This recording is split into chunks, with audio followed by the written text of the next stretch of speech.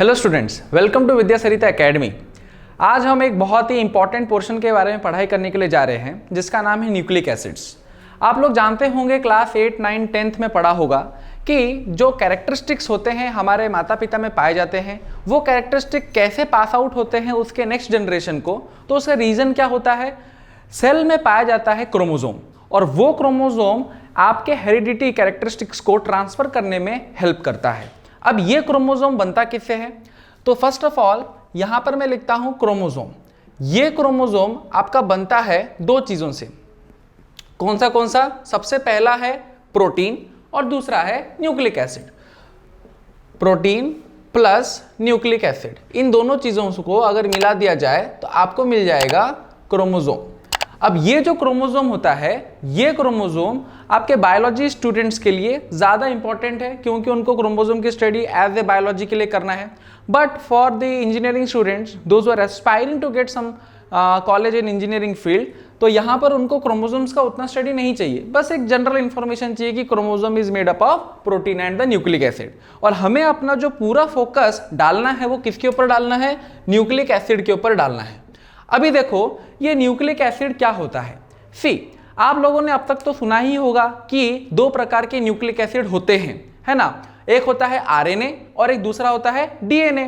क्योंकि हम normally movies में देखते हैं कि कोई ये कैदी होता है, वो कैदी किसी का खून करके चला जाता है, और जब हमको शक होता है कि अरे ये व्यक्ति हो सकता है कि नहीं, तो हम क्या करते हैं? डीएनए फिंगरप्रिंटिंग कराते हैं। तो इन सब चीज़ों से हमको अब तक तो पता चल ही जाता है कि हाँ, डीएनए करके कुछ होता है, आरएनए करके कुछ होता है।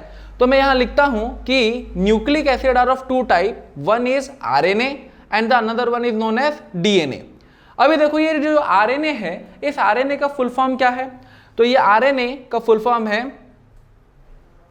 Ribose nucleic acid. तो this is the full form of RNA. And what is the full form of DNA? DNA का फुल फॉर्म है deoxyribose nucleic acid. Deoxyribose nucleic acid.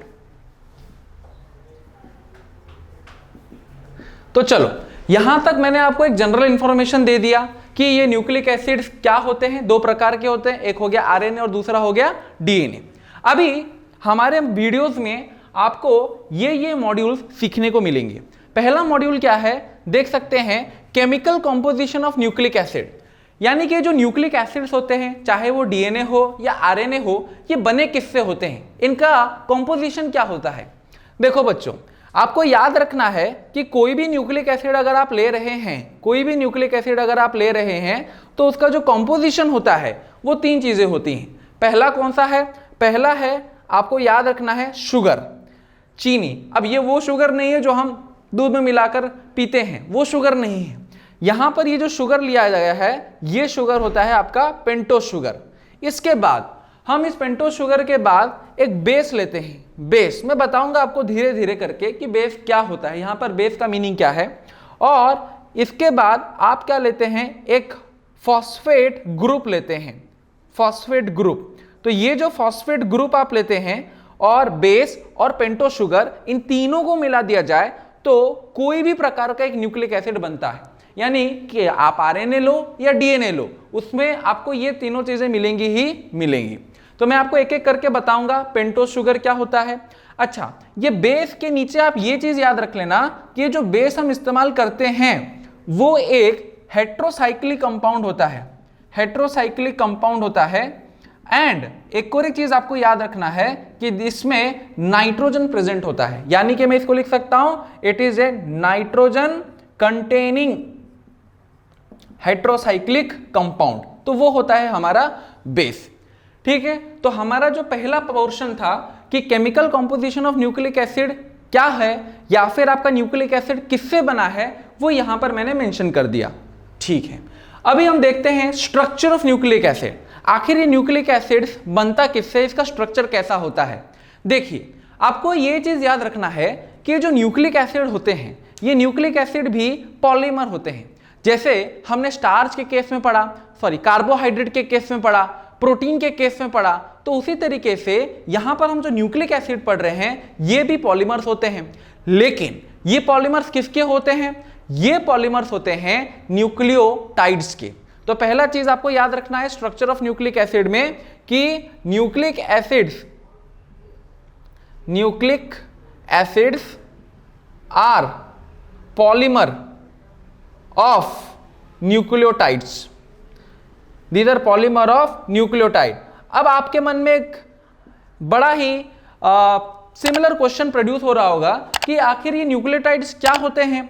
तो देखो हम यहां पर सीखते हैं ये न्यूक्लियोटाइड्स क्या होता है। अच्छा, एक चीज आप याद रखना कि ये जो न्यूक्लियोटाइड्स है वो न्यूक्लियोटाइड्स क्या होते हैं, न्यूक्लियोसाइड प्लस समथिंग।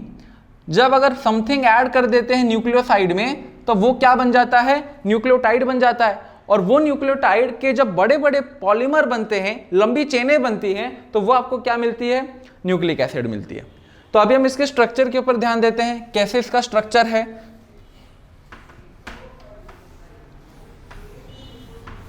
चलो इसके स्ट्रक्चर के ऊपर थोड़ा ध्यान देते हैं।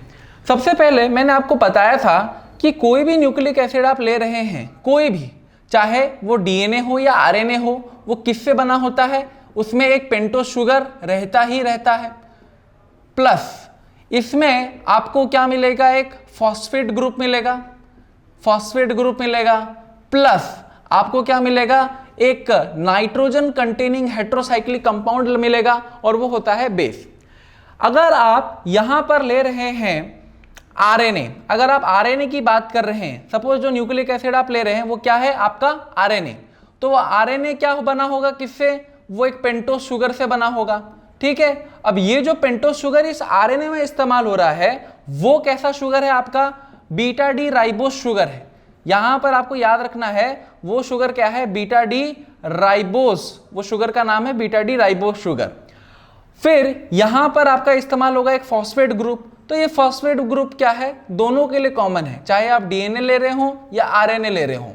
अब बेस हम लेते हैं, आरएनए में जो बेस इस्तेमाल होता है वो 4 बेस इस्तेमाल होता है। कौन से बेस इस्तेमाल होते हैं, देखो पहला आता है ए का मतलब होता है एडेनाइन, इसके बाद आता है जी का मतलब होता है ग्वानिन, इसके बाद आता है सी का मतलब होता है साइटोसिन, और इसके बाद आता है यू, और यू का मतलब होता है यूरैसिल। तो ये जो 4 बेसिस आपके यूज होते हैं किसके अंदर, आरएनए के अंदर। अभी आप देखो दूसरा न्यूक्लिक एसिड जो हम यहां पर देखते हैं वो होता है डीएनए। अब ये डीएनए के अंदर भी ये तीनों कंपोनेंट मौजूद होंगे, लेकिन इसके पास जो पेंटोस शुगर है, ये पेंटोस शुगर आपके पास थोड़ा अलग फॉर्म में मिलेगा।